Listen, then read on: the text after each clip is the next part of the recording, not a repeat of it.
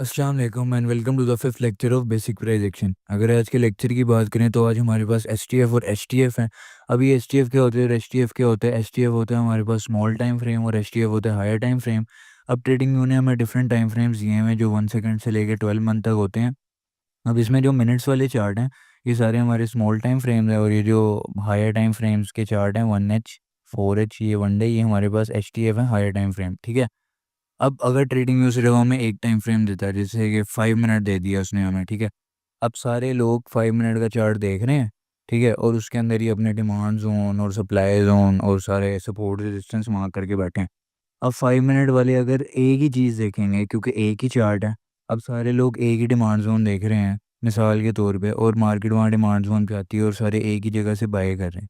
तो अब ऐसा हो ही नहीं सकता क्योंकि मैंने आपको बताया कि मार्केट में हमेशा दो लोग होते हैं, एक बायर और एक सेलर। तो ऐसे ही चलता है। अब इसलिए डिफरेंट टाइम फ्रेम्स हैं। अब डिफरेंट लोग डिफरेंट टाइम फ्रेम्स देखते हैं अपनी नीड के अकॉर्डिंग। ठीक है। अब आप देखो यहाँ पे मैंने एक 1 डे की कैंडल बना के रखी है जो कि बुलिश है। अब ये स्टार्ट कैसे हुई होगी? मान लो ये यहाँ से स्टार्ट हुई है और ये ऊपर नीचे होते होते होते एक बुलिश कैंडल फॉर्म हुई है हमारे पास। ठीक है। ये 1 डे की कैंडल है। अब 1 मिनट के अंदर यही वाली कैंडल एक इतनी ज़्यादा कैंडल्स होंगी क्योंकि ये तो 1 डे की कैंडल है, ये 24 घंटे बाद फॉर्म हुई है। लेकिन 1 मिनट में जो होता रहा है पूरे दिन में वो पूरा पूरा स्ट्रक्चर एक बनाती गई है। हज़ारों कैंडल होंगी इसके अंदर 1 मिनट की। ठीक है। और 4H के ऊपर एक कुछ स्ट्रक्चर ऐसा बनेगा। ठीक है। अब ये चीज़ क्या है? मान लो कि आपके पास एक पज़ल है। ठीक है।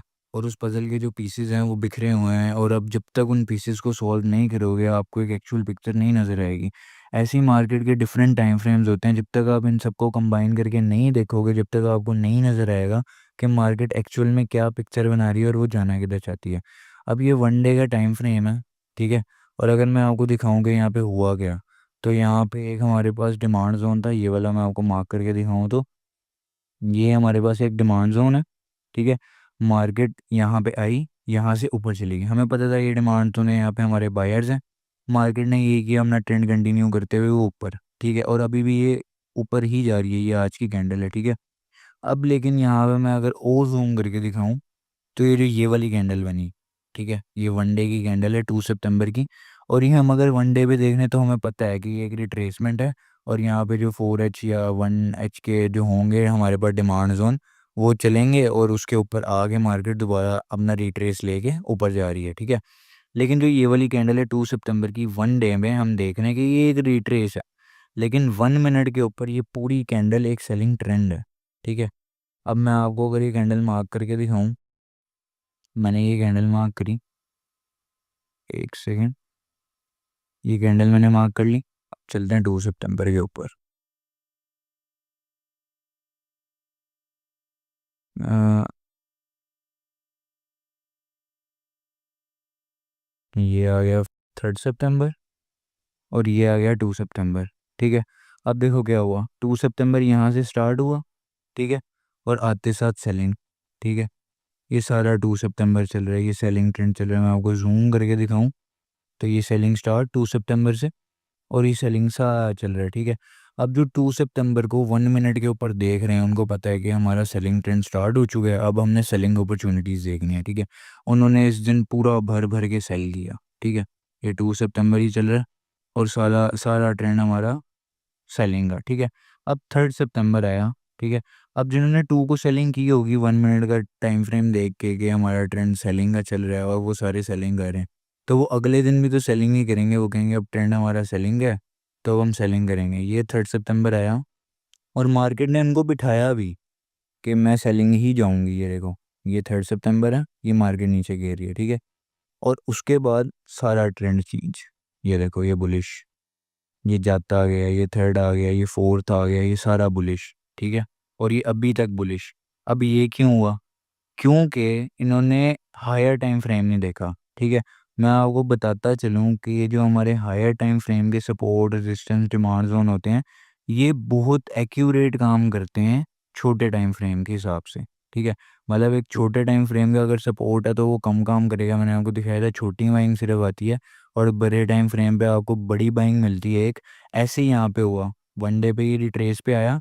अब हमें एक कैंडल देखनी चाहिए थी कि यहाँ पे हमारे पास क्या पड़ा हुआ है। ठीक है। यहाँ पे तो हमारे पास 1 डे का यहाँ पे पड़ा हुआ है डिमांड जोन एक। ठीक है।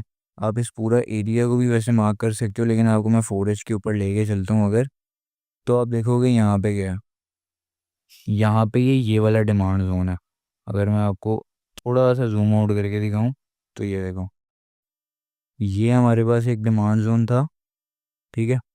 अब देखो क्या हुआ, वन डे पे हमने देखा कि ये रिट्रेसमेंट है, ठीक है। अब हमने वो रिट्रेसमेंट पकड़नी है। ये 4H का हमने दोबारा मार्क कर लिया, ये हमारे पास एक पड़ा हुआ डिमांड जोन। मार्केट एग्जैक्ट यहाँ पे आई, ठीक है। और 1 मिनट वालों को ये सारा सेलिंग ट्रेंड लग रहा था 2 सितंबर को, ठीक है। ये आई और 3 सितंबर यहाँ से स्टार्ट हुआ और 3 सितंबर से बाइंग, ठीक है। अब जिन्होंने ये मार्क करके रखा हुआ था, जिन्होंने हायर टाइम फ्रेम देखे हुए थे, वो क्या करते हैं, उनके पास ये मार्क था, ठीक है। उनको पता था कि अब आ चुकी है, अब हमारी बाइंग शुरू होगी। वो ट्रैप नहीं होते 3 सितंबर को कि हमने सेलिंग ट्रेंड देखना है, ठीक है। अब यहाँ पे अब बाइंग कैसे लेते हैं, यहाँ पे 3 सितंबर आ गया, आप 1 मिनट के ऊपर जाते हैं और आपको मैं अगर लेके चलूँ 3 सितंबर पे, ये 5th,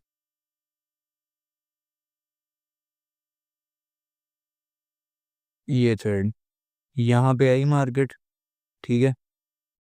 अब यहाँ पे आप कोई भी अपना कैंडलस्टिक पैटर्न या कुछ भी देखते हैं, ठीक है।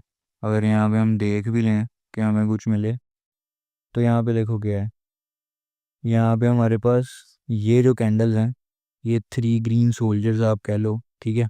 ये यहाँ से बनते हुए गए, हमें एक कन्फर्मेशन आ गई, और उसके बाद यहाँ पे दोबारा भी जब टैप हुआ तो हमारे पास एक इन्वर्टेड हैमर है, ठीक है। आप यहाँ से पूरे बाइंग लेते हैं, यहाँ से आप ले लो बाइंग, चलो यहीं से ले लो, ठीक है। यहाँ से आप बाइंग लेते हैं, ये आपका सिर्फ एसएल रहता, ठीक है। और आप बाइंग देखो, ये अभी तक वैसे बाइंग चल रही है, लेकिन अगर आप यहाँ तक भी लेते हैं तो ये कम है, ये 1:2.5 है, ये कम है, ये बहुत होता है। तो इसलिए जब हम हायर टाइम फ्रेम को छोटे टाइम फ्रेम से कंबाइन करते हैं, तब हमें एक्चुअल पिक्चर नज़र आती है मार्केट की, कि मार्केट चाहती है, ठीक है। मैं आपको बस यही बताना चाहता था कि यहाँ वन डे पे ये सिर्फ एक रिट्रेस था, ठीक है। लेकिन ये 1 मिनट के ऊपर पूरा एक सेलिंग ट्रेंड था। इसलिए आपको चाहिए कि आप हमेशा बड़े टाइम फ्रेम के जो हमारे पास डिमांड जोन या सप्लाई जोन है वो मार्क करो, और उसको छोटे टाइम फ्रेम से कंबाइन करो। जैसे मैंने यहाँ पे एक वन डे पे देखा कि ये रिट्रेसमेंट आ रही है, लेकिन ये कहाँ तक आ रही है, यहाँ पे इस लेग में कुछ भी नहीं मुझे नज़र आ रहा। मैं 4H के ऊपर गया, मैंने 4H के ऊपर देखा कि यहाँ पे मेरे पास एक डिमांड जोन पड़ा है, ठीक है। और उसके बाद मैंने ये डिमांड जोन पे जब आई, तो मैं 1 मिनट के ऊपर गया, और 1 मिनट के ऊपर जाके मैंने कोई कैंडलस्टिक पैटर्न देखा या कुछ भी देखा, ठीक है। और उसके बाद मैंने बाइंग ली। तो ऐसे ही आप भी करो कि आप पहले बड़े टाइम फ्रेम का कोई भी अपना सपोर्ट रेजिस्टेंस या कुछ भी मार्क करो। यहाँ पे अगर मैं आपको और एक एग्जांपल दे दूँ, तो ये हमारे पास एक वन डे का पड़ा हुआ है सप्लाई जोन, ठीक है, जहाँ पे मार्केट अभी है, लेकिन ये बहुत दफ़ा टैप हो चुका है, ठीक है, 2 3 4, ठीक है। अब ये हो सकता है ये टूट जाए आज या कल, ठीक है। लेकिन मैं आपको बता रहा हूँ यहाँ हुआ क्या, 2 सितंबर को जब ये सेलिंग आई, जब ये ट्रेंड हमारा चेंज हुआ बुलिश से, तो भी कब चेंज हुआ, हायर टाइम फ्रेम के ये जो हमारे पास पड़ा हुआ है सप्लाई जोन उससे। ये वन डे का था तो इसने चलना ही चलना था, ठीक है। अब यहाँ पे जो देख रहे थे वन डे वाले, उनको पता था कि ये हमारे पास यहाँ पे एक सप्लाई जोन पड़ा है, और मार्केट जब यहाँ पे आएगी तो सेल जाएगी, ठीक है। लेकिन जो 1 मिनट के ऊपर देख रहे थे ये वाली कैंडल, ये जो 1 सितंबर की कैंडल है, 1 सितंबर सारा बुलिश होगा जैसे ये वाला सारा बेरिश था, तो ये वन डे की कैंडल है 1 सितंबर की।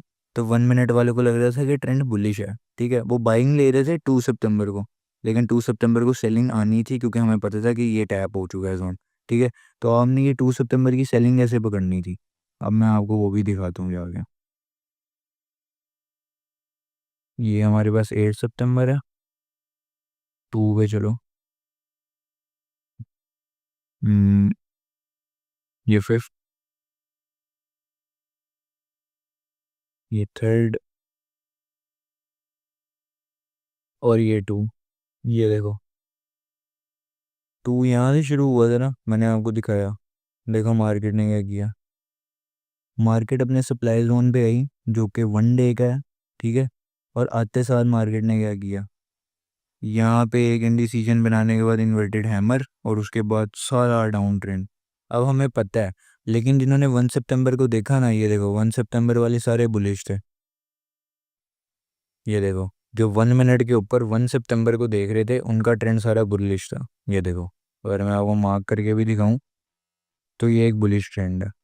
ये देखो, ये रिट्रेस हो रहा है ऊपर, फिर रिट्रेस हो रहा है ऊपर, फिर रिट्रेस हो रहा है ऊपर।